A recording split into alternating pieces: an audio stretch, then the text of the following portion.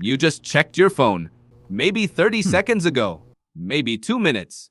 And before you even registered what you were looking for, your thumb was already moving, already scrolling, already searching for something you couldn't name before you looked. This happens to you dozens of times every day. Most of those checks find nothing new, no message worth reading, no news you needed, no information that changes anything. And yet, within minutes, sometimes seconds, the pull returns. The hand moves again. The screen lights up again. And you look again. You are not weak. You are not distracted.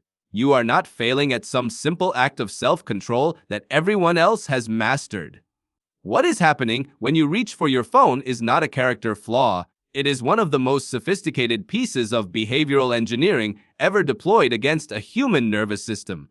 And it is working exactly as designed. Here is how it works. And here is what it has done to the most ancient part of your brain. Your brain runs on a chemical called dopamine. Most people have heard of it. Most people think it is the pleasure chemical, the reward, the thing that floods your system when something good happens. But that is not quite right. Dopamine is not the feeling of pleasure. Dopamine is the feeling of anticipation. It is the chemical of wanting, not of having, of seeking, not of finding.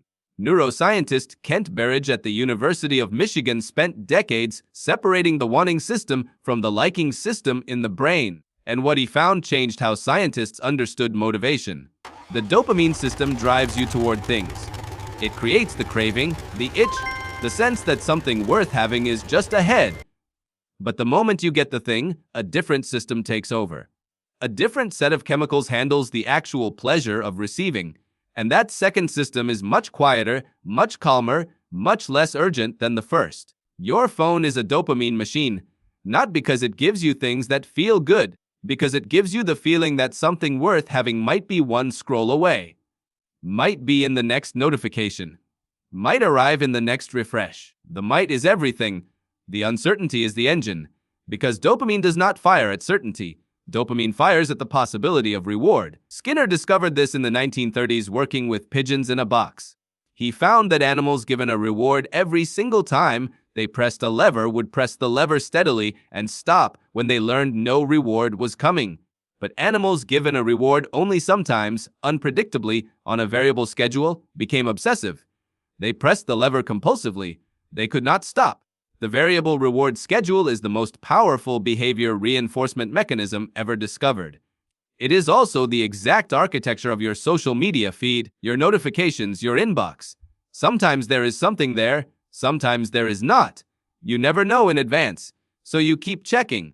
Every slot machine in every casino on earth runs on the same principle. And so does every platform that has a financial interest in keeping your attention. The designers know what Skinner knew. Unpredictable rewards create compulsive checking. They build the unpredictability on purpose. But this goes deeper than dopamine, much deeper. Your brain evolved over hundreds of thousands of years in an environment where missing information could kill you, where not noticing a change in the tree line could mean a predator you did not see, where social information, who is allied with whom, who is angry, who is threatened, was survival, critical intelligence that your life could depend on. A brain that stopped paying attention to new information was a brain that got its owner killed. The brains that survived were the brains that could not stop scanning, could not stop checking, were constitutionally unable to ignore a signal that something might have changed. That is the brain you are living with right now. An ancient, hypervigilant threat scanning system, and your phone is sending it hundreds of signals per day that say something has changed. Someone has responded. Something has happened. The ancient brain does not know the difference between a like on a photograph and a warning that the hunting party has returned. It just knows new information has arrived. Pay attention. Check immediately. Larry Rosen, a psychologist at California State University, has spent years studying what he calls the iDisorder, the reorganization of the human mind that happens when technology maps itself onto the brain's existing anxiety systems. His research found that the average person checks their phone once every 6.5 minutes when awake. Not because they decide to, because the checking has become automatic, because the anxiety of not checking has been trained into the nervous system until it functions like a reflex. This is the mechanism. Your phone generates a low-level background anxiety when it is not in your hand, a subtle unease, a sense that something might be happening that you are missing, and the moment you check, that anxiety briefly resolves.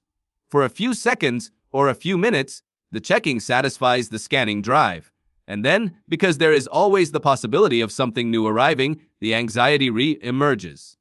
And you check again, and again, and again. Adam Alter, a professor at New York University and author of Irresistible, has documented how this cycle has been deliberately engineered. Every element of the major platforms has been tested and optimized for maximum checking frequency. The red notification badge was not a design accident. Red is the color that the human visual system registers as urgent. It triggers a low-level stress response before you have consciously processed what you are looking at. The infinite scroll was designed specifically to eliminate the natural stopping points that books, newspapers, and television programs provide. There is no end of the page. There is no next episode loading in 30 seconds. There is only more content, always more, seamlessly delivered, so the brain never receives a clear signal that the checking session is over. The pull to refresh gesture was specifically modeled on the slot machine lever.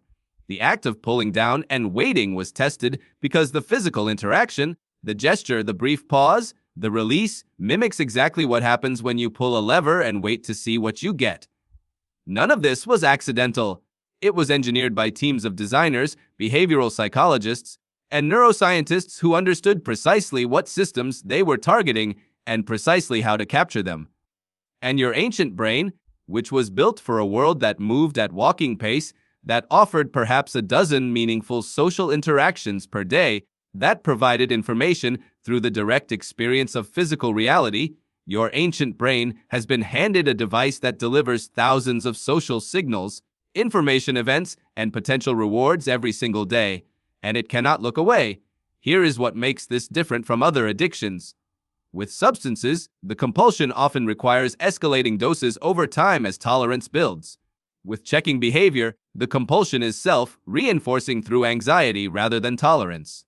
The more you check, the more the checking becomes your brain's default response to any moment of uncertainty or discomfort. The phone has become the brain's universal answer to any state that feels unresolved, any gap, any pause, any moment in which something remains uncertain.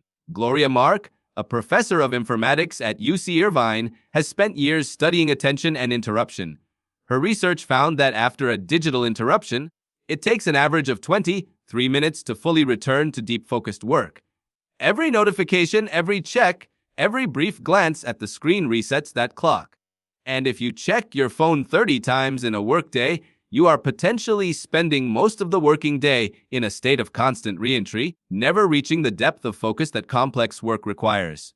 The cost is not just time, it is cognitive depth. The sustained concentration required for difficult thinking, for creativity, for real understanding, is a mental state that your brain can no longer reach as easily as it once could, because every time that state begins to form, the checking impulse fires and the depth collapses.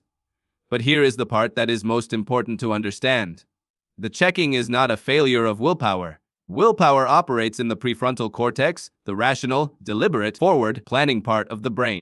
The checking impulse originates in circuits that are much older, much faster, and specifically designed to override deliberate control when they detect a signal that something important might be happening. You cannot white-knuckle your way out of a system that runs beneath the level of your conscious decision-making. Not reliably, not sustainably. What works, according to the research, is not suppression. It is restructuring, changing the environment so the signals that trigger the checking impulse arrive less frequently. Turning off notifications reduces the number of times per day the ancient alarm fires. Leaving the phone in another room removes the physical cue. Scheduling specific check times gives the scanning drive a predictable resolution point so the background anxiety can partially discharge without constant random checking. None of these are perfect. None of them switch off the system, because the system cannot be switched off. It is part of you. It kept your ancestors alive. It is simply running in an environment it was never designed for, responding to signals it was never built to evaluate, firing at a rate and intensity that would have been unimaginable to the brain that originally built.